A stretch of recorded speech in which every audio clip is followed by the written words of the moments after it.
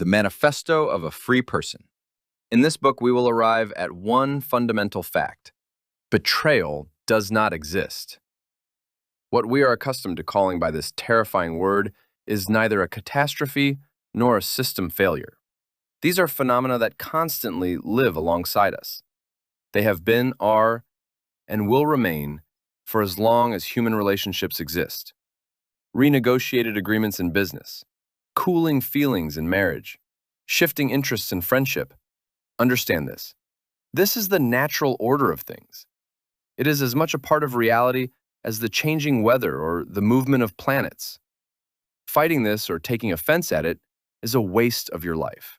This book is not about how to avoid the unavoidable. It is about how to learn to live with it.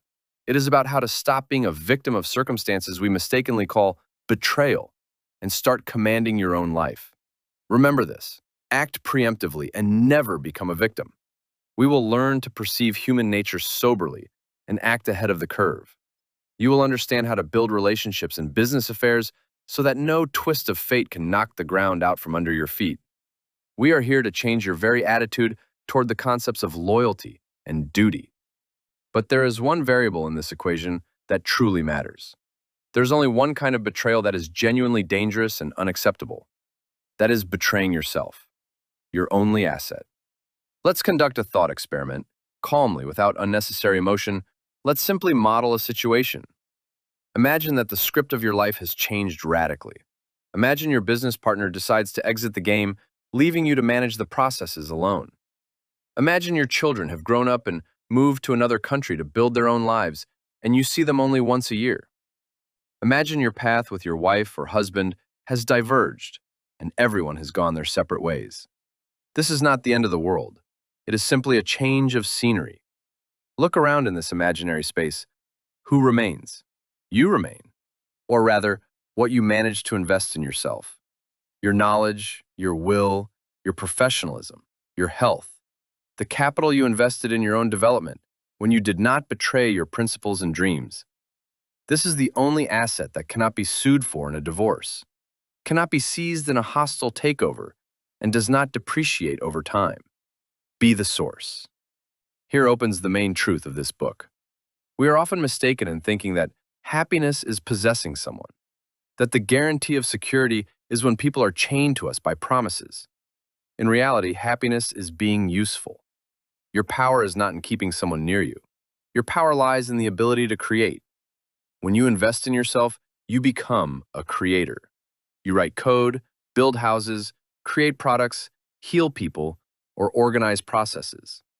You make the lives of others easier, more comfortable, and happier. You become a source of light. People are always drawn to the light. They will come into your life to warm themselves. Perhaps some will leave, some will stay, some will return. This is a normal cycle. But as long as the source, that is you, continues to shine and create value, you will never lose. So remember the main rule.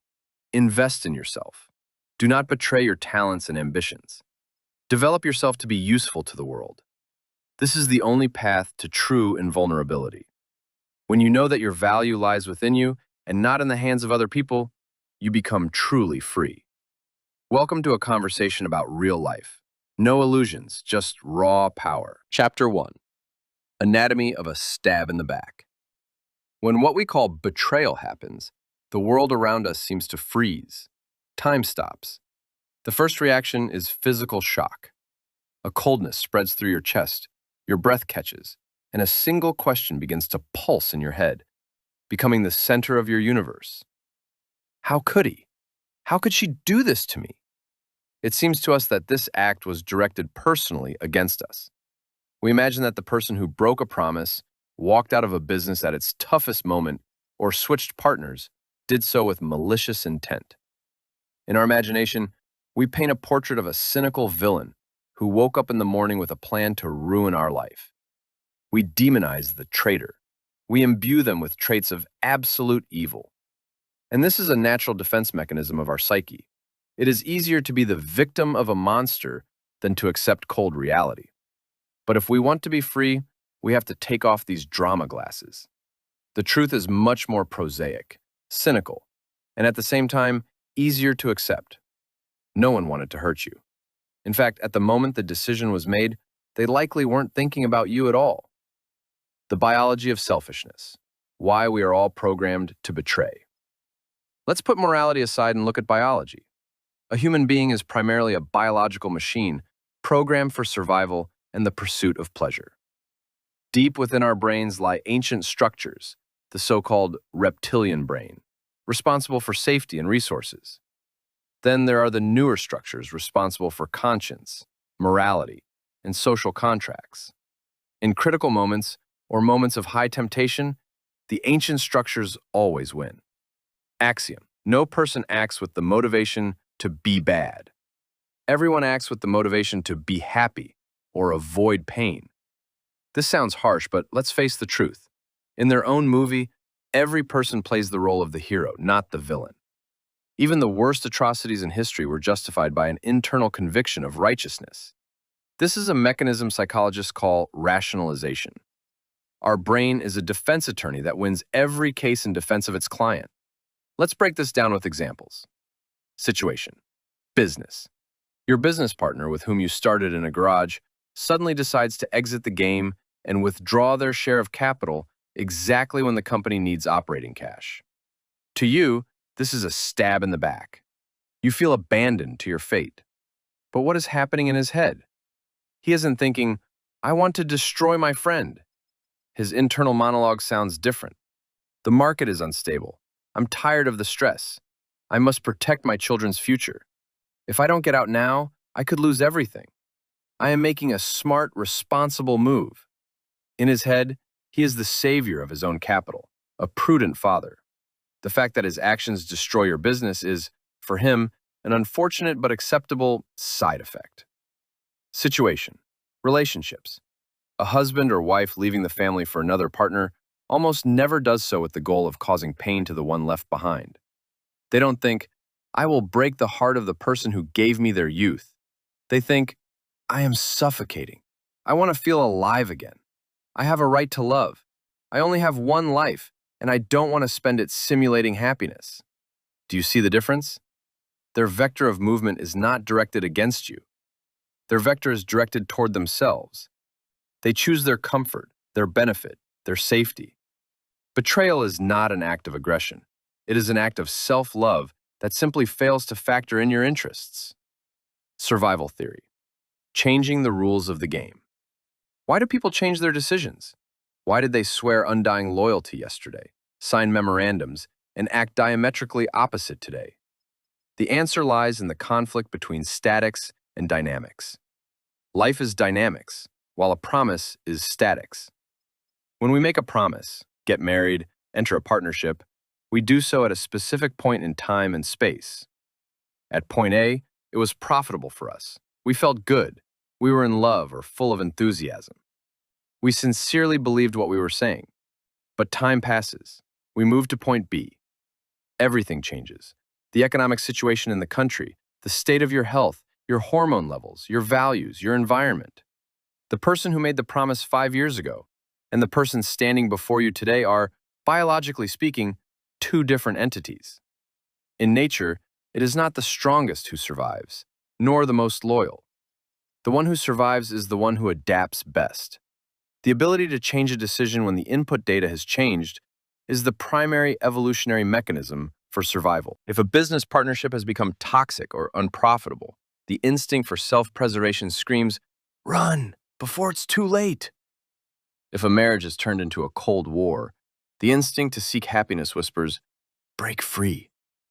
We call this betrayal because it is convenient for us to have a stable world. We want people to be like furniture, to stay where we put them and fulfill their function forever. But people are living fluid processes. When someone breaks the rules, they are actually just adapting to a new reality in which the old agreements have become a burden. And blaming a person for wanting to live better is fighting against human nature. The calculus of decision-making. It's just business. Let's examine the anatomy of betrayal under the microscope of cold logic. Inside every person's head, there are invisible scales. On one side lies loyalty, obligations to you, fear of judgment, habit.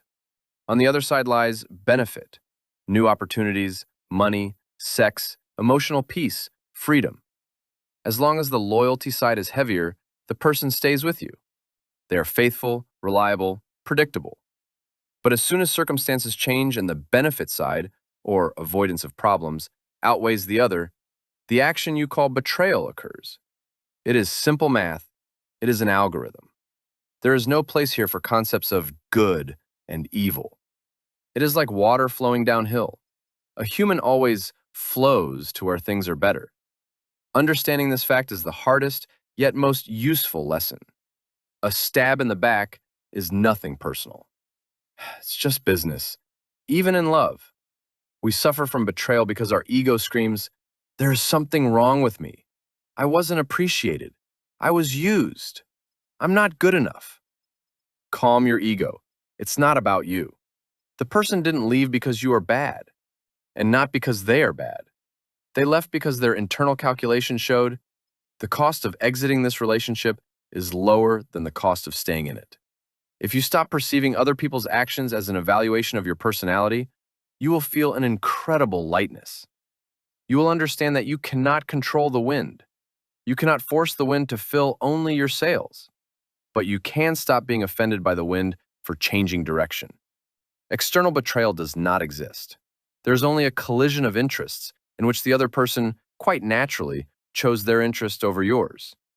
And you know what? That's good news, because it means you also have the right to choose yourself. You have the right to change decisions. You have the right to exit the game if it has stopped bringing you value. Systemic betrayal, when it's not a person, but a structure. People often say, "The state betrayed me. The company betrayed me. The bank betrayed me." But the state has no nervous system. A company has no conscience. A bank has no heart. They have only one instinct, the self-preservation of the system.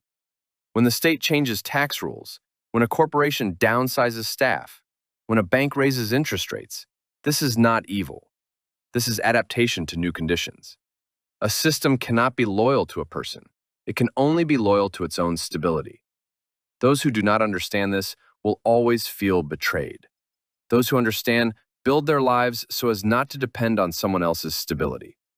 This is further proof of a simple law. You are not betrayed. You are reallocated. Chapter conclusion. Betrayal is not a knife in the back.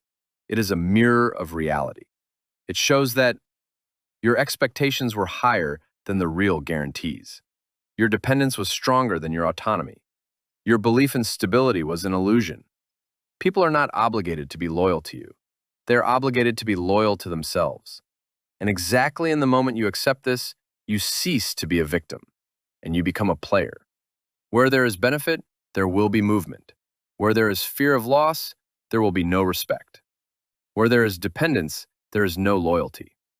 In the next chapter, we will talk about why we so stubbornly ignore this reality and drive ourselves into a trap by creating scripts for other people. Chapter 2. The Tyranny of Expectations. Scriptwriters of others' lives. We write scripts for others, then get offended when they don't act them out. "I trusted you." How this phrase is used as a tool for manipulation and shifting responsibility. The myth of the blood debt, parents and children. The world's harshest contract, unsigned, but with lifetime interest. Most suffering in our lives does not come from reality. It comes from the discrepancy between reality and our fantasy. Betrayal is not an event. It is the gap between expectation and reality. The more you expect, the higher the price you pay. We do not suffer because a person did something bad. We suffer because they did not act the way we invented in our heads. Scriptwriters of others' lives. Let's be honest. We are all despotic directors. In our heads, we write detailed scripts for everyone around us. We wrote a role for the partner. He must be faithful, understand me without words, earn money, and never look at others. We wrote a role for the friend. He must come to the rescue at 3 a.m. and always be on my side. We wrote a role for the business. It must constantly grow and bring profit without failure.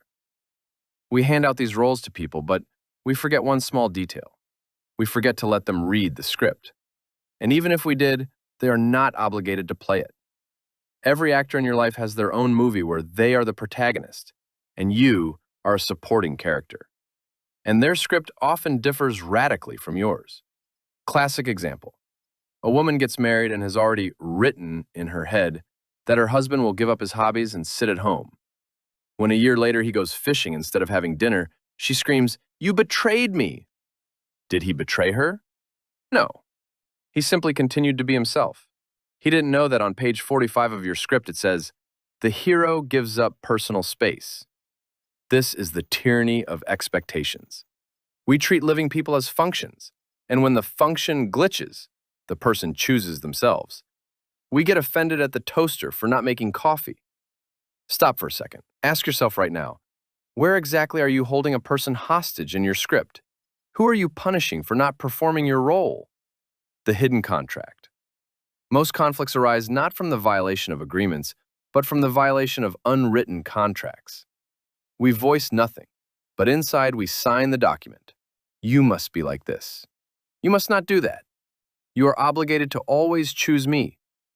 And when the other person fails to fulfill these clauses, we accuse them of breaching a contract they never laid eyes on. This is not deception. These are different versions of reality. Your resentment is an attempt to collect a fine on a contract that exists only in your imagination. I trusted you, manipulation of the highest order. The phrase, "I trusted you," sounds like the cry of a victim. It looks noble. Here I am, so pure, and you, so treacherous. But let's look under the hood. Very often, trust is simply a beautiful name for laziness and infantilism. What do we really mean when we say, "I trusted you"? We mean, I was too lazy to ensure the risks. I decided to shift the responsibility for my safety onto you. And you scoundrel, failed to justify this responsibility. Betrayal is the price you pay for blind faith. Where true trust begins, blind faith ends. Trust is not, "I hope you won't betray me." Trust is, "I know you might betray me, and I am ready for it." An adult does not say, "Promise you'll never leave me." An adult says, "I understand that we are together as long as it is beneficial for both of us. I trust that you will act according to your nature, and I trust myself to handle the consequences." The myth of the blood debt, parents and children. The loudest word betrayal is not heard in business centers, nor in hotel bedrooms.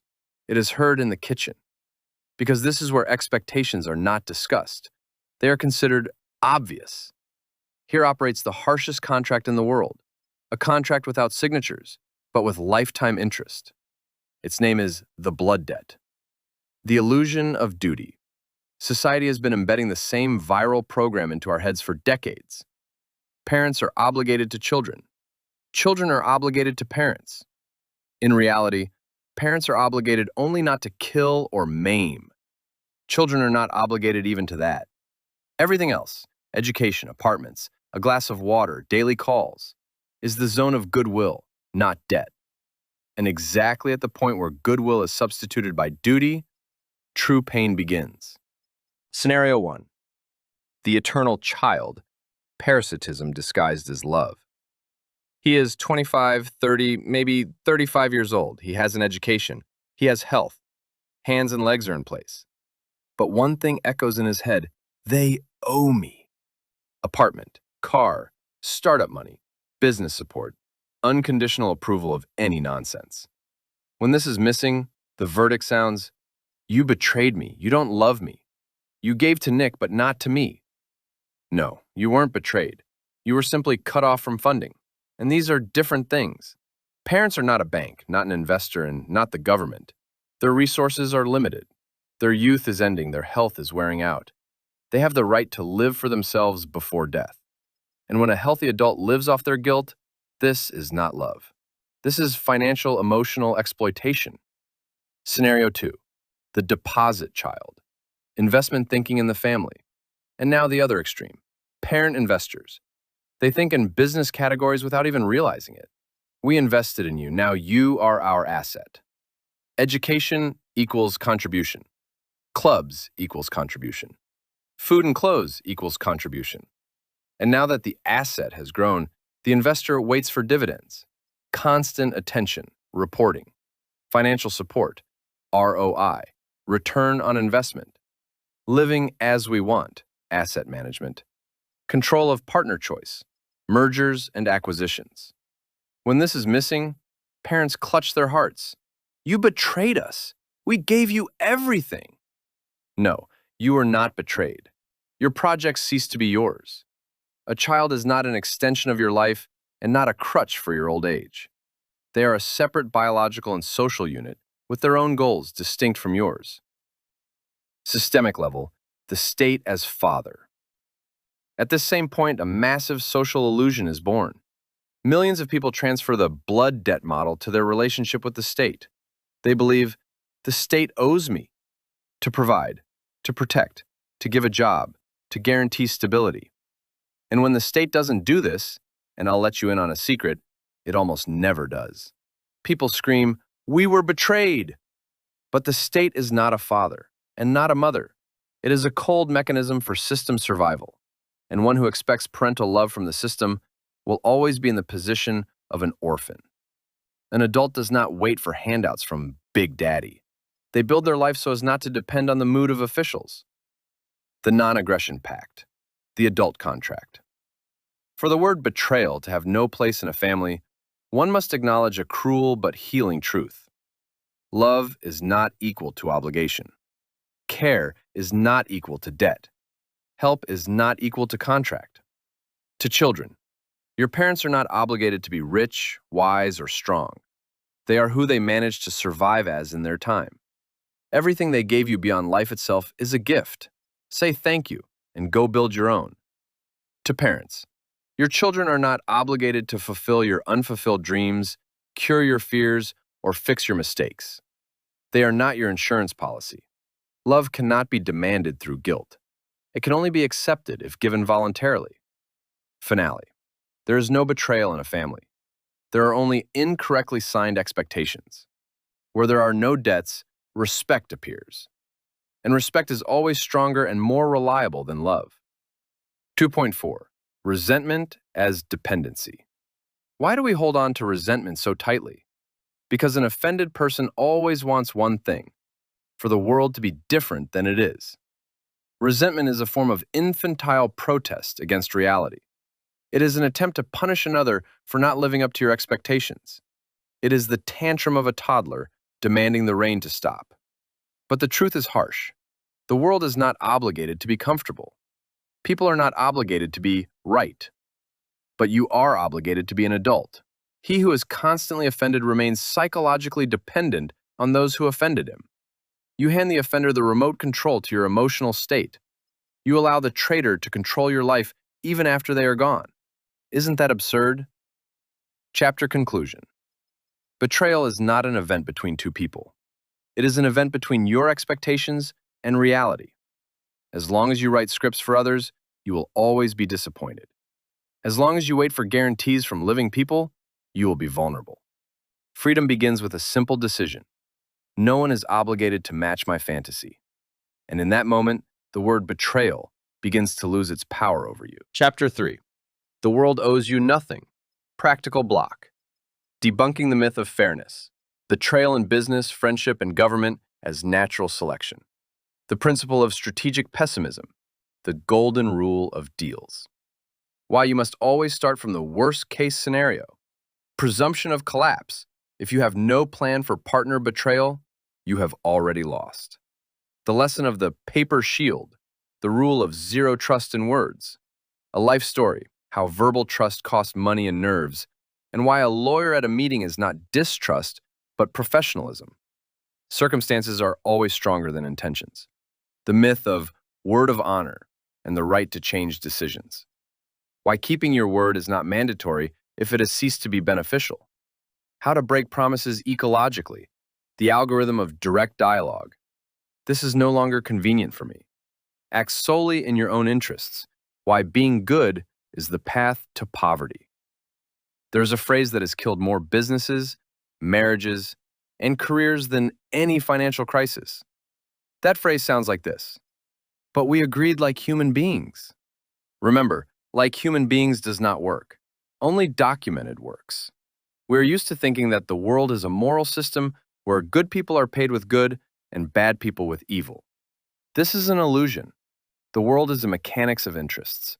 It is a giant marketplace where everyone tries to sell dear and buy cheap. And he who waits for justice in this scheme always loses to he who calculates risks. 3.1.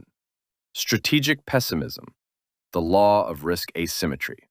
In every deal, in every relationship, there operates the cruel law of asymmetry. Someone always risks more, and almost always, it is the one who trusts. Look around. All betrayals that happen are simply the realization of risks you refuse to see. The state changes the rules of the game retroactively. The employer optimizes costs and fires a department. The partner gets tired of pulling the load. The wife finds another meaning in life. The child grows up and goes their own way, forgetting to call. In all these cases, it hurts only the one who believed in stability. The one who believed that it will always be this way finds themselves under the ruins. Strategic pessimism is not distrust. It is deep respect for reality. It is the understanding that any system tends toward decay or change. Example, the career trap. Imagine an employee. He works faithfully for 10 years. He comes in early, leaves late. He sincerely considers himself part of the team and a family member. And then a crisis hits, budget cuts, and he hears, "Nothing personal, it's optimization." He cries. He screams about betrayal. But the truth is, the company is not betraying him. It is saving itself. Business has no heart. Business has a balance sheet. And if at that moment you do not have a financial cushion, a signed golden parachute, or offers from other companies, this is not betrayal by the employer.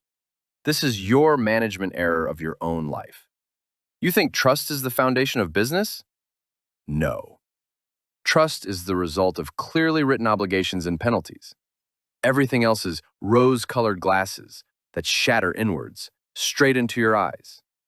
I want you to carve into your consciousness the principle of strategic pessimism. It sounds like this. Entering any agreement from the very first second, you must proceed from the worst-case scenario. Do not hope for the best. Do not believe in successful success. Assume that tomorrow your partner will change their mind, that they will go crazy, that they will decide to screw you over. Ask yourself, if tomorrow they break their word, what do I have besides their promises? If the answer is nothing, you have already lost. You are not a victim. You are an accomplice to your own collapse. 3.2. The myth of word of honor, the right to change rules. Since childhood, we were taught, if you gave your word, keep it. If you promised, break yourself, but do it.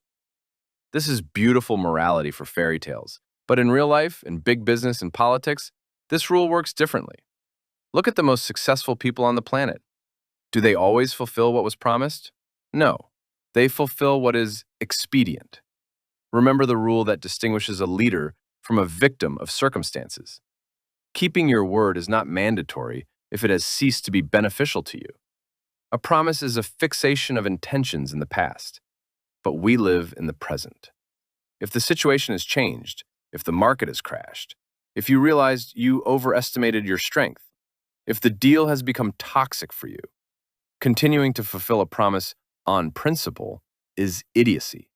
It is a betrayal of yourself. You have the full right to change your mind. You have the full right to exit the game. How to do this ecologically. I am not calling for you to be a liar who abandons people without warning. That is weakness. Strength lies in the ability to renegotiate. If you see that fulfilling a promise harms your interests, you are obligated to stop. Do not be afraid to say out loud, "This is no longer convenient for me. Conditions have changed. I will not do this because it will bring me losses." The algorithm of a successful person. 1. Analysis. Does this promise align with my current goals? 2. Decision. If not, I change the rules. 3. Explanation. You go to the partner, friend, spouse, and say directly, "When I promised this, the situation was different. Now it is unprofitable for me. I will not do this because it contradicts my interests. Let's review the terms or part ways."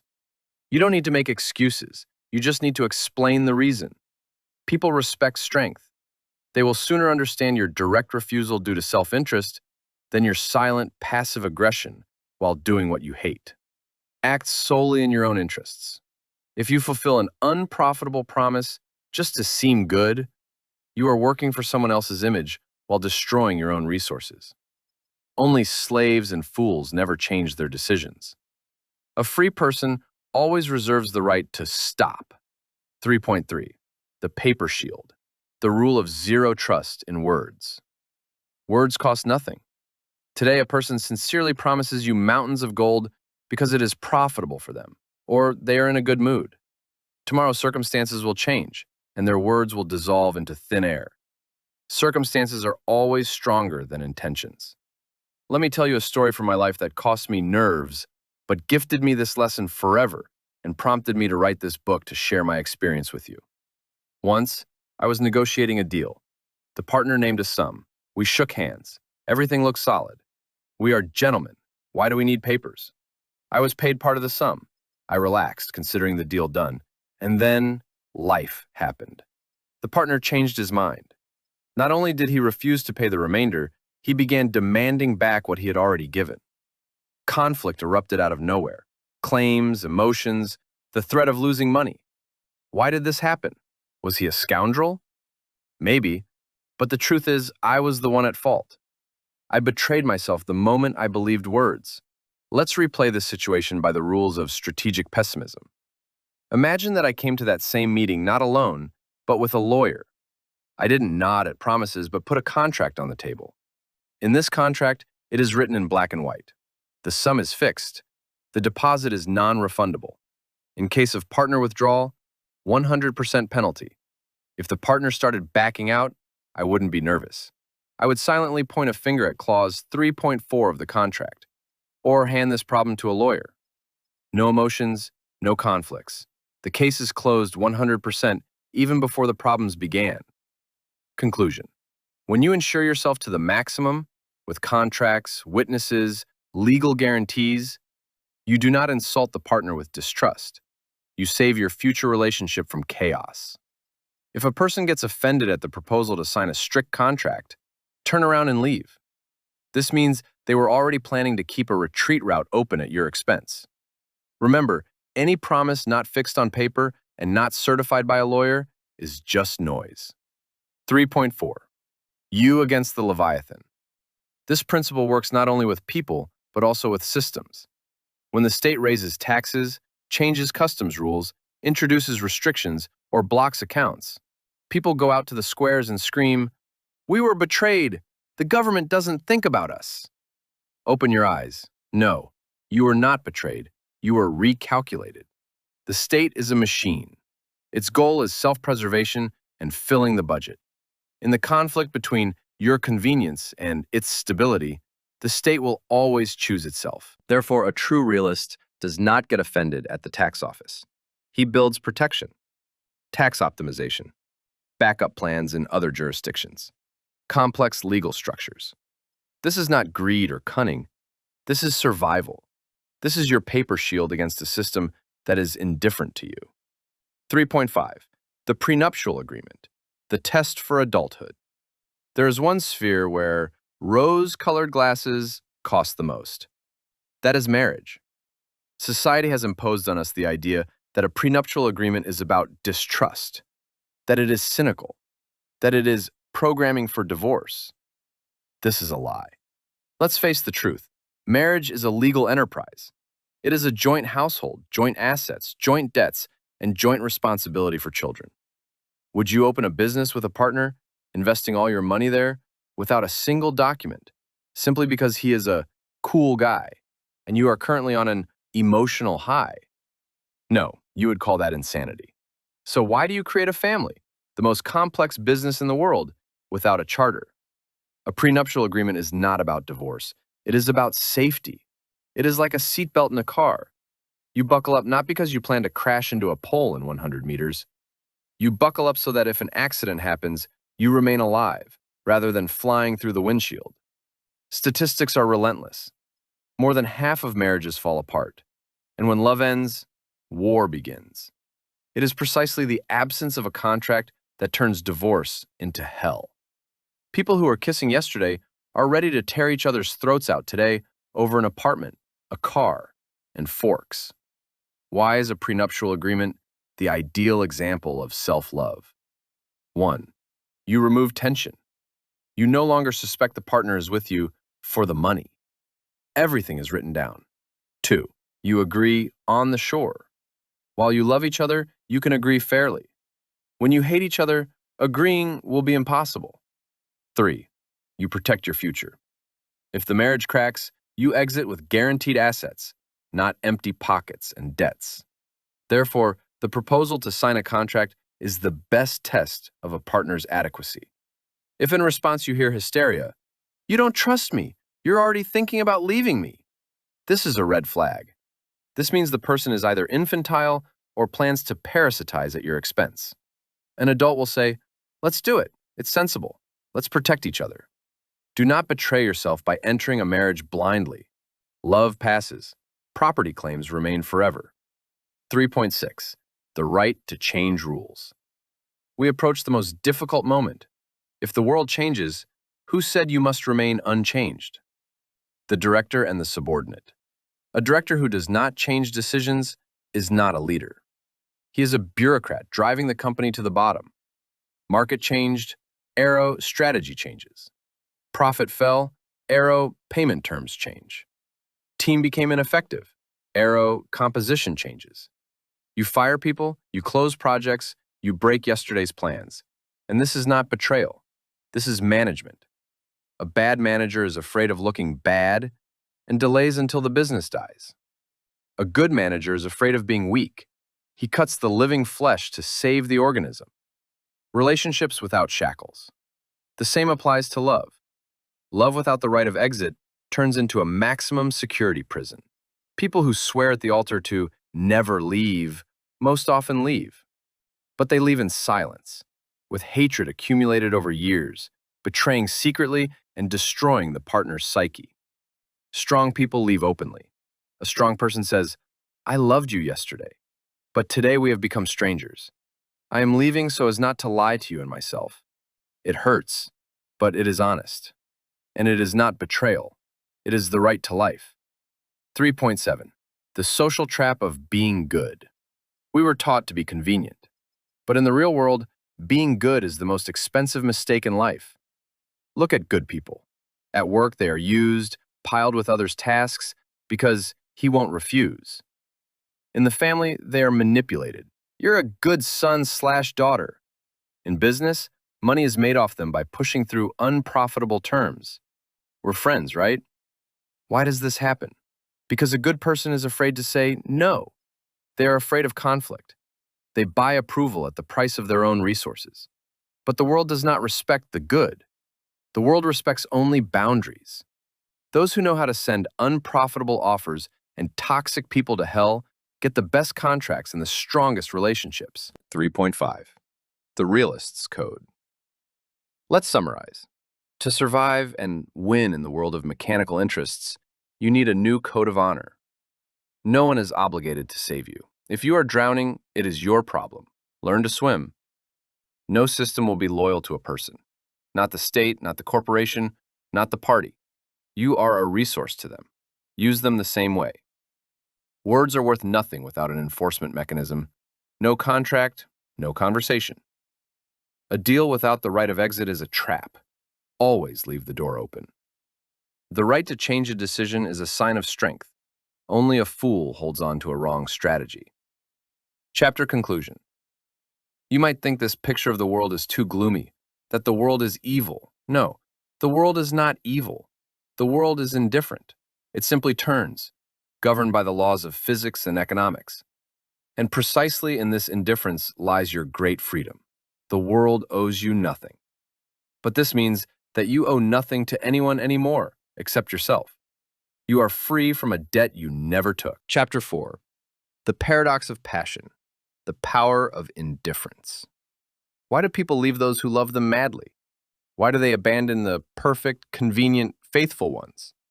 Why do business partners bend, precisely those who cling most tightly to the deal? The answer is brutal, but it will change your life. in relationships of any kind. The winner is not the one who loves more, and not the one who does more. The winner is the one who needs less. The main law of relationships. Psychologists call this the paradox of passion. I call it the law of power. It sounds like this. He who fears losing the relationship less holds all the power in it. In any communication, there are always two. The strong, the one ready to leave. The weak, the one afraid to be left alone. This is not about muscles and not about money. This is about an internal state. As soon as you start fearing the loss of a partner, you have lost. The second you think, I can't live without him/her, you hand them the remote control to your life. You become dependent. You start adapting. You swallow insults. You agree to unfavorable terms. You think that by doing this, you are saving the relationship.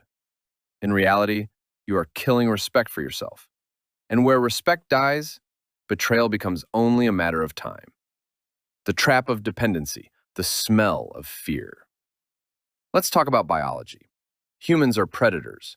We smell fear on a subconscious level. When you are afraid of losing someone, you start to stink of fear. You become clingy. You are suffocating. You control. You look into their eyes with a silent question, "You won't leave me, will you?" Do you know how a partner perceives this? Not as love.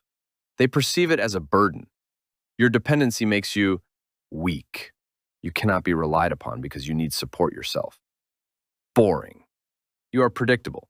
You aren't going anywhere. Vulnerable. You can be hit, and you will forgive. Paradox. The more you try to hold a person, clenching your fists, the stronger they want to break free. No one wants to live with a jailer, and no one wants to live with a victim. Dependency is the best contraceptive. It kills desire. It kills the interest of a business partner. It turns you into a resource that can be used and discarded. The magnet of strength, the power of indifference. So, what to do? Become a cold cynic? No. You need to master the art of healthy indifference. This does not mean I don't care about you. It means I choose you, but I do not need you for survival. This is the position of power. I feel good with you. I value our partnership/love. But if tomorrow you decide to leave, I won't crumble. I will grieve, draw conclusions, and move on. My life will not end with you.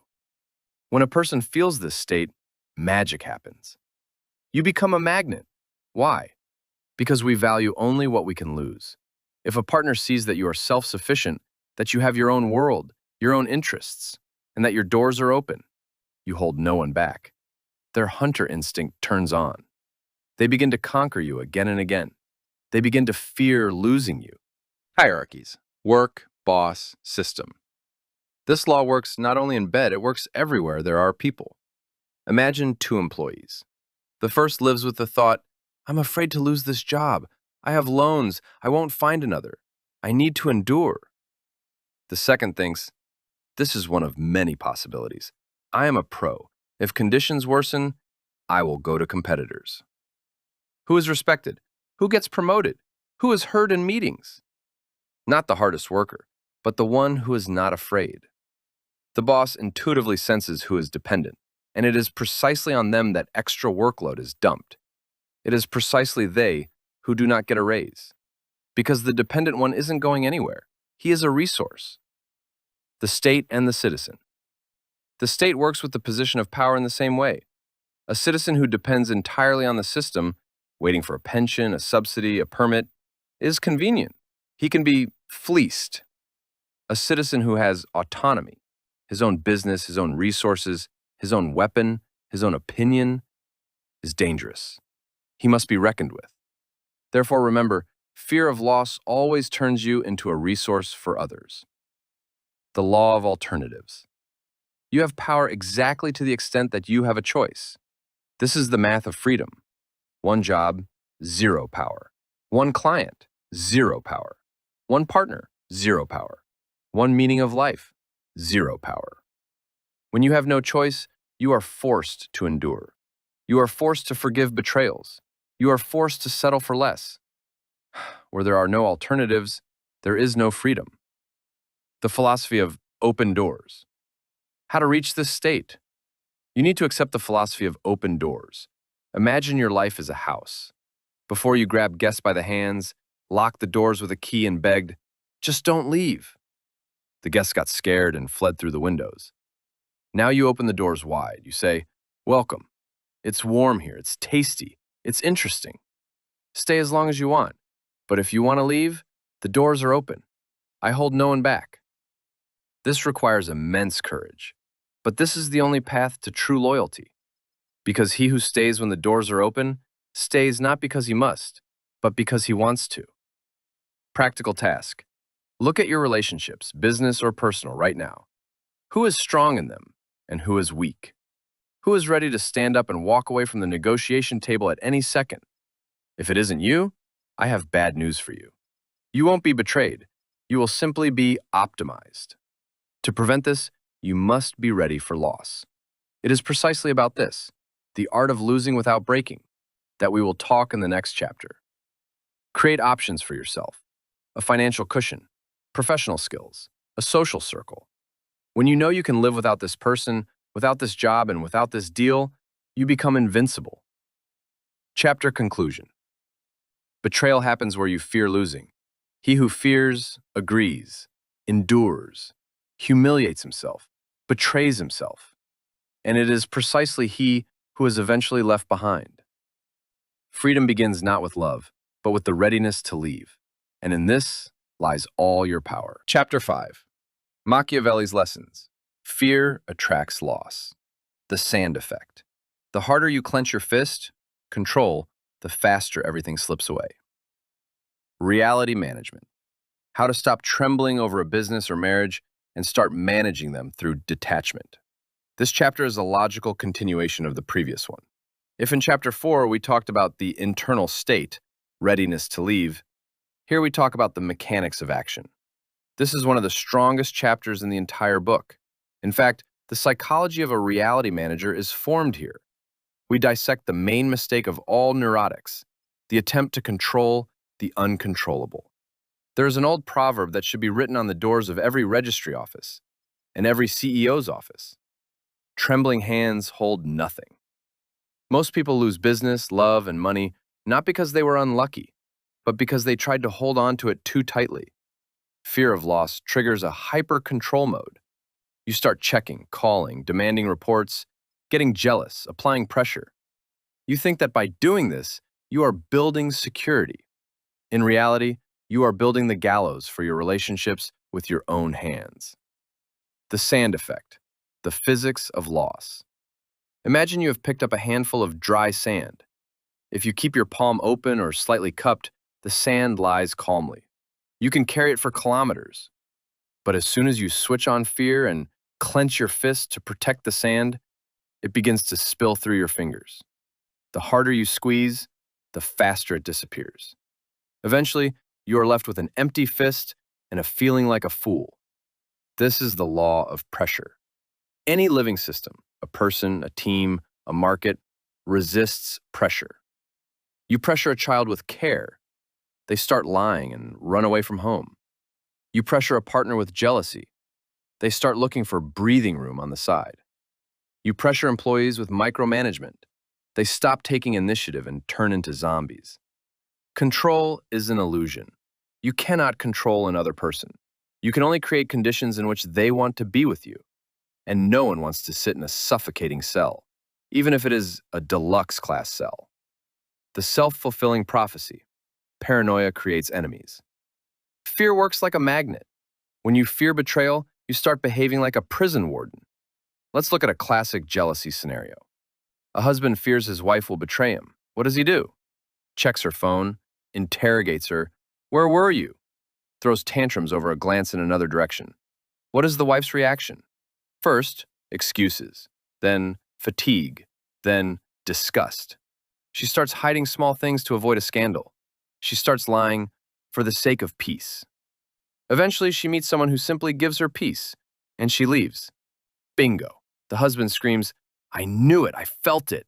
No, you idiot. You didn't feel it. You created it. With your fear and control, you turned a loyal person into a fugitive. Your paranoia created the reality you feared. It works the same way in business.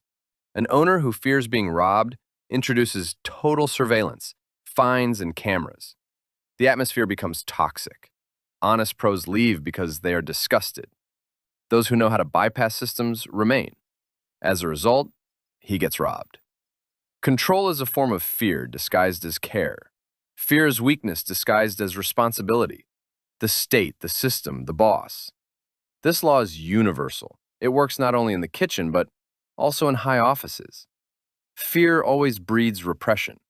A state that fears its own citizens tightens the screws and increases police control. A manager who fears losing his chair kills initiative and engages in micromanagement. A father who fears losing authority becomes a tyrant. The result is always the same. The system becomes rigid, and the people dishonest. Remember the formula for the collapse of any system. Where there is much control, there is always little trust. Where there is little trust, there are always many lies. Do you want to be deceived? Start controlling every step. Managing reality through detachment. Niccolò Machiavelli, the father of political cynicism, knew one truth. A ruler who panics loses the crown. To manage a system, a family, or a corporation, you must be above it, not inside the hysteria. This is called having a cool head, or management through detachment. How does this look in practice? 1. The long leash. Give people the freedom to make mistakes. Give them space. A wise manager doesn't breathe down your neck. He sets the task and steps away. A wise partner doesn't read your text messages. He is busy with his own life. Paradox. When people are not controlled, they often become more responsible because they feel trust or the fear of letting you down. 2. Observation instead of reaction. When something goes wrong, a weak person screams. A strong person observes. Instead of throwing a tantrum, "Why are you late?" you silently draw conclusions. You gather facts. And then you make a cold decision. Fire, break up, fine. You begin to be feared and respected because you are unpredictable in your calm. 3. Readiness for chaos. Accept the fact everything can go to hell. A business can burn down, a marriage can fall apart. When you internally tell yourself, "Well, if this happens, I will handle it," you stop trembling. And when you stop trembling, your hands become steady. The law of empty space. A person needs air. Love needs air. Business needs air. If you fill the entire space with yourself, with your control, your care, your fears, there's simply nowhere for the other person to live. Take a step back. Create a vacuum. Stop calling first. Stop saving the business manually 24/7. And you will see a miracle. Other people will start being drawn into this vacuum. The partner will start calling themselves. Employees will start proposing solutions.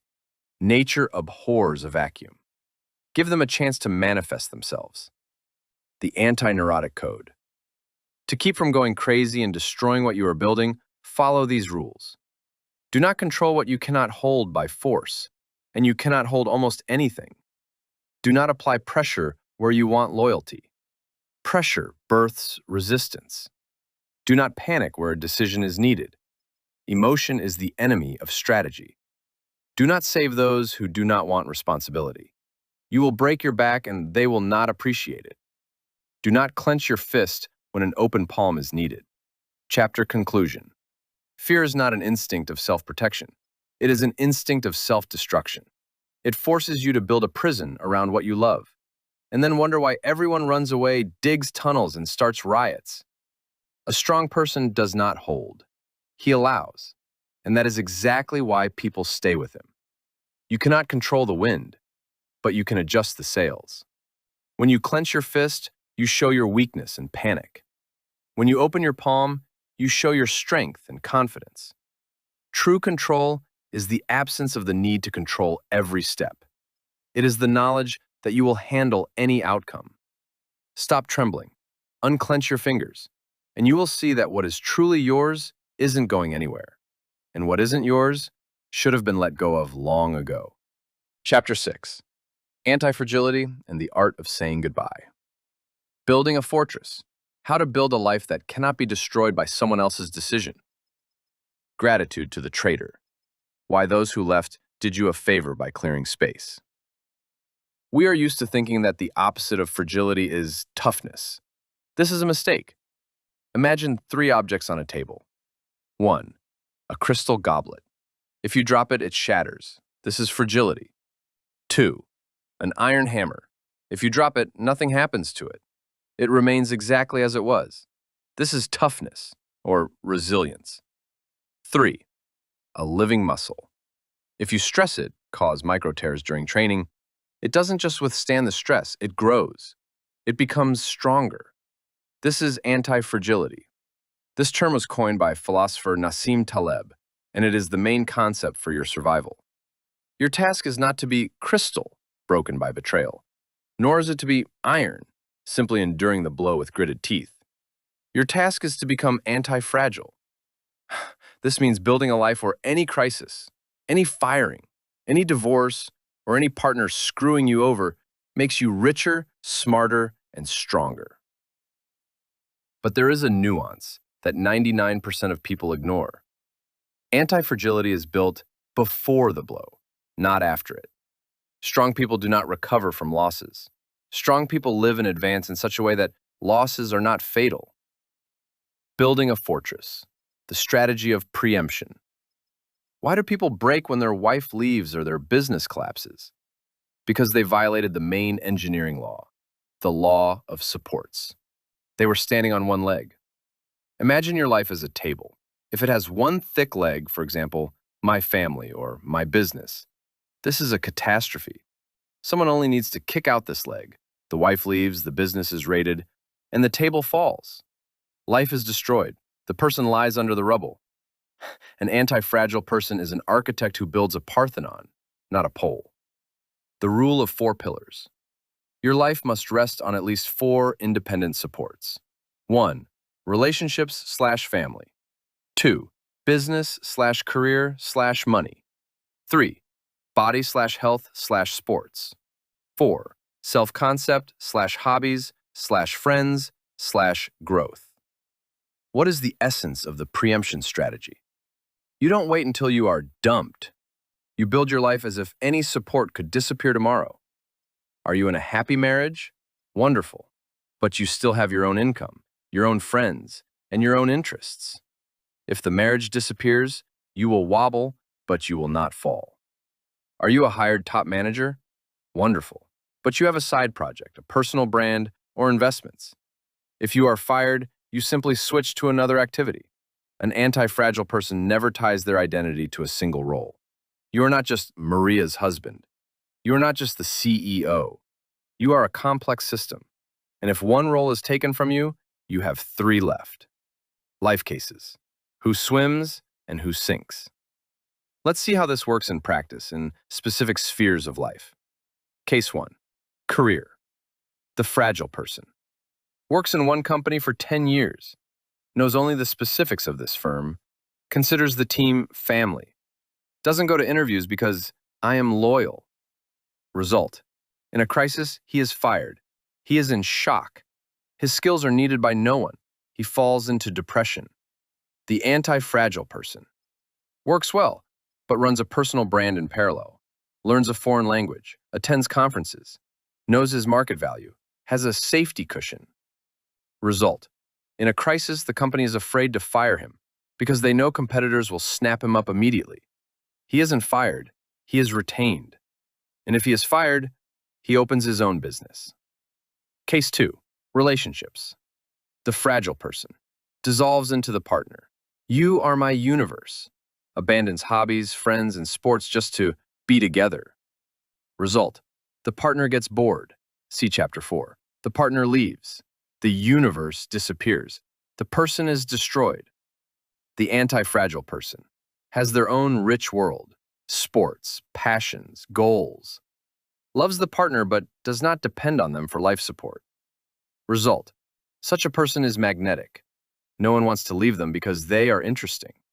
They become a choice, not a burden. And if the partner leaves anyway, the person says, "It's a pity," and goes to the gym. Chapter 6. Anti-fragility and the art of saying goodbye. Building a fortress. How to build a life that cannot be destroyed by someone else's decision.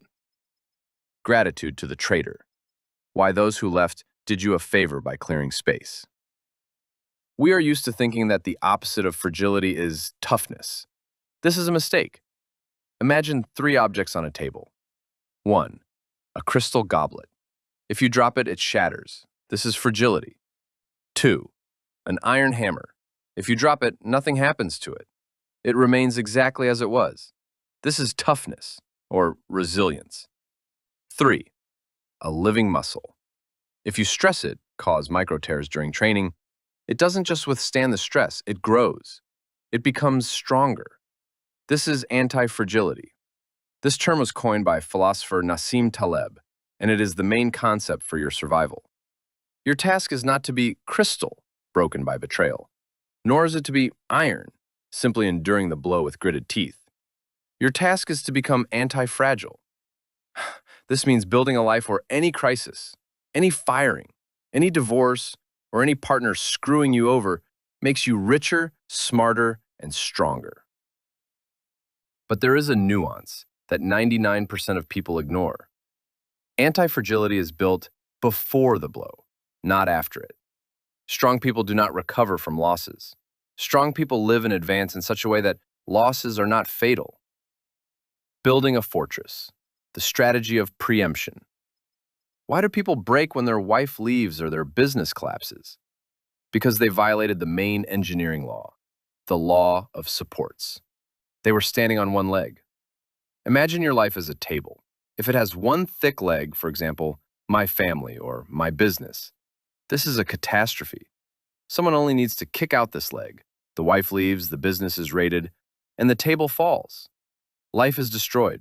The person lies under the rubble. An anti-fragile person is an architect who builds a Parthenon, not a pole. The rule of 4 pillars. Your life must rest on at least 4 independent supports. 1. Relationships/family. 2. Business/career/money. 3. Body/health/sports. 4. Self-concept/hobbies/friends/growth. What is the essence of the preemption strategy? You don't wait until you are dumped. You build your life as if any support could disappear tomorrow. Are you in a happy marriage? Wonderful. But you still have your own income, your own friends, and your own interests. If the marriage disappears, you will wobble, but you will not fall. Are you a hired top manager? Wonderful. But you have a side project, a personal brand, or investments. If you are fired, you simply switch to another activity. An anti-fragile person never ties their identity to a single role. You are not just Maria's husband. You are not just the CEO. You are a complex system. And if one role is taken from you, you have 3 left. Life cases. Who swims and who sinks. Let's see how this works in practice in specific spheres of life. Case 1. Career. The fragile person. Works in one company for 10 years. Knows only the specifics of this firm. Considers the team family. Doesn't go to interviews because I am loyal. Result. In a crisis, he is fired. He is in shock. His skills are needed by no one. He falls into depression. The anti-fragile person. Works well, but runs a personal brand in parallel. Learns a foreign language. Attends conferences. Knows his market value. Has a safety cushion. Result. In a crisis, the company is afraid to fire him because they know competitors will snap him up immediately. He isn't fired, he is retained. And if he is fired, he opens his own business. Case 2. Relationships. The fragile person. Dissolves into the partner. You are my universe. Abandons hobbies, friends, and sports just to be together. Result. The partner gets bored. See Chapter 4. The partner leaves. The universe disappears. The person is destroyed. The anti-fragile person has their own rich world, sports, passions, goals. Loves the partner but does not depend on them for life support. Result. Such a person is magnetic. No one wants to leave them because they are interesting. They become a choice, not a burden. And if the partner leaves anyway, the person says, "It's a pity," and goes to the gym. Case 3. Children. Fragile parents. Make the child the meaning of life. Live through their successes. Result: the child grows up and runs away from suffocating control. Parents feel betrayal and emptiness. Anti-fragile parents love the child but have their own vibrant life. They travel, work, fall in love. Result: children respect such parents. It is interesting to be with them. They don't run away, they return for advice. The principle of reserve: why efficiency is death. In the modern world, it is fashionable to be efficient, to squeeze the maximum out of oneself, to live at zero balance, spend everything earned, invest all time in work. But in nature, it is not the most efficient who survive. The survivors are those who have a reserve. This is called the principle of reserve. A reserve is true security. It is a buffer between you and chaos. Financial reserve: this isn't just money for a rainy day. This is your fuck you money.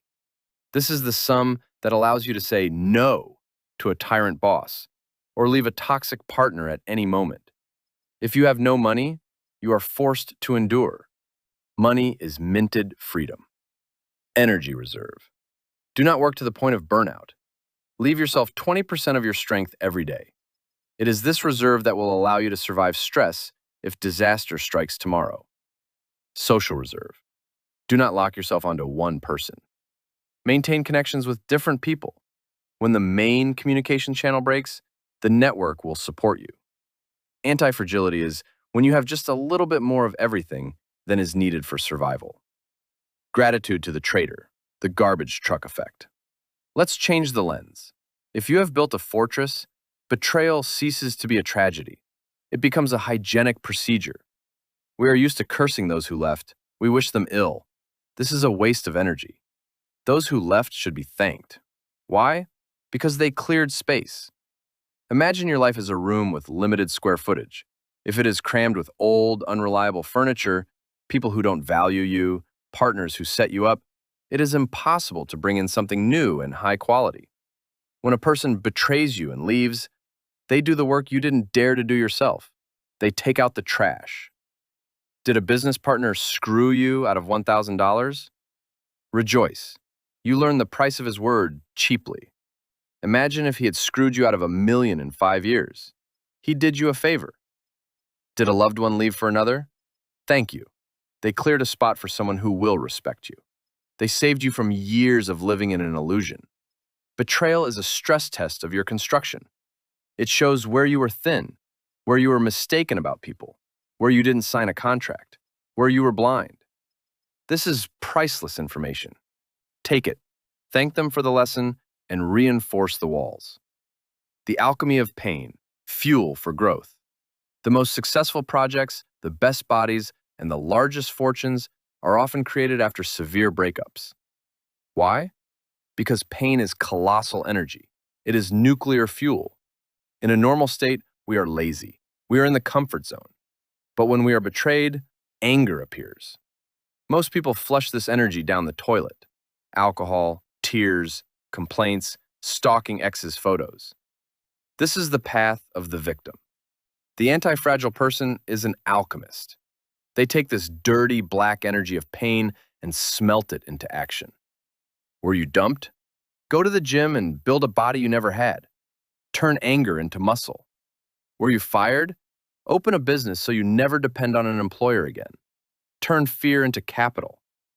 Were you humiliated? Become so successful that they cannot even reach you with their gaze.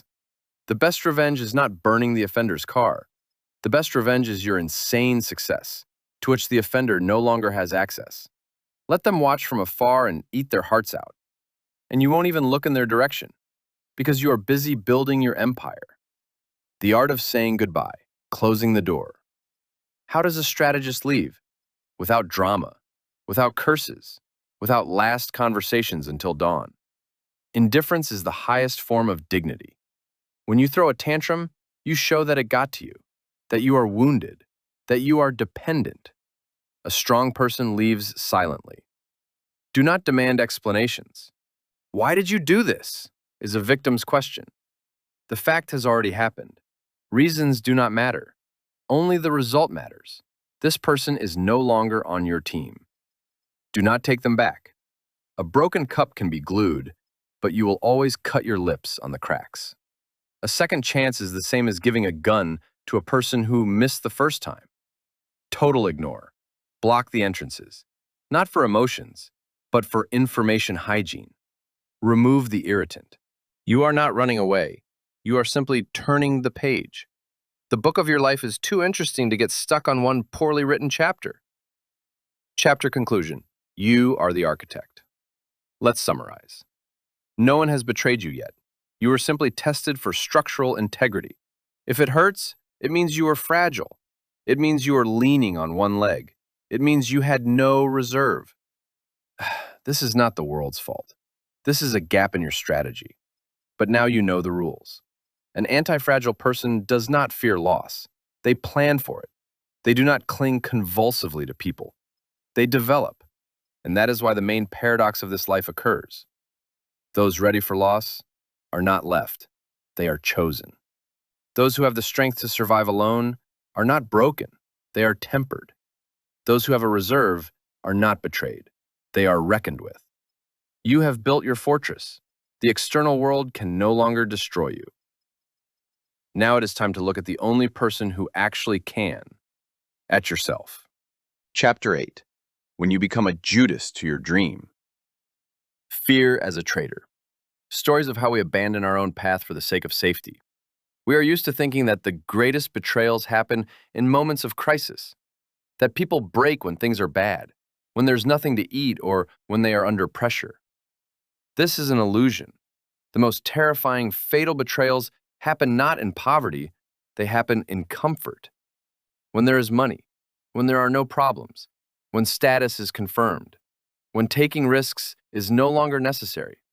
It is at this exact moment, sitting in a comfortable chair, that a successful person signs the death warrant for their future. They sell their greatness for their peaceful now. And this is exactly how great lives die, quietly, without tragedy, to the applause of those around them. In this chapter, we will talk about the most dangerous enemy of a strong person. It is not a crisis, and not competitors. It is the word enough. Anatomy of 30 pieces of silver, the trap of normality. Recall the story of Judas. He sold the highest potential, the divine, for 30 pieces of silver, temporary gain. Today, these pieces of silver look different. This is not a bribe, this is stability. Each of us has a ceiling we hit. You have reached a certain level. You have an apartment, a car, a business, a family. You are better off than many. You are middle class or even elite. And then your brain whispers, stop. You have enough. Why risk it? Why climb higher? It's windy up there. It's cold. You could fall. Sit here. It's warm here. This is the Judas kiss. You betray your scale for the sake of your peace. You convince yourself that this is prudence, that you have already proven everything to everyone. In reality, you have simply agreed to golden handcuffs. You refuse the role of a creator of history for the role of a wealthy consumer.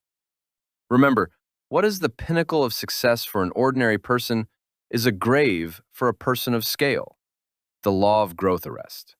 Let's turn to biology and physics. In nature, the concept of stability does not exist. In nature, there are only two states: growth, evolution, or decay, degradation. As soon as a cell stops dividing, it dies. As soon as a muscle stops tensing, it atrophies.